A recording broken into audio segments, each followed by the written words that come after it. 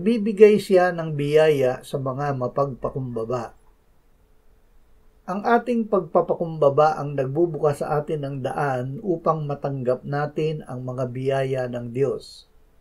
Ang pagpapakumbaba ay ang lubos na pagiging patay sa sarili upang Diyos ang lubos na maghari sa atin.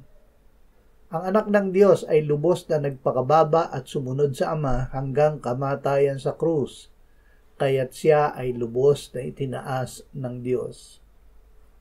Ama, gawin mo kaming tunay na mapagpakumbaba upang ang iyong anak na nagpakumbaba ay maghari sa amin at sa pamamagitan niya ay hingin at tanggapin namin ang iyong mga biyaya.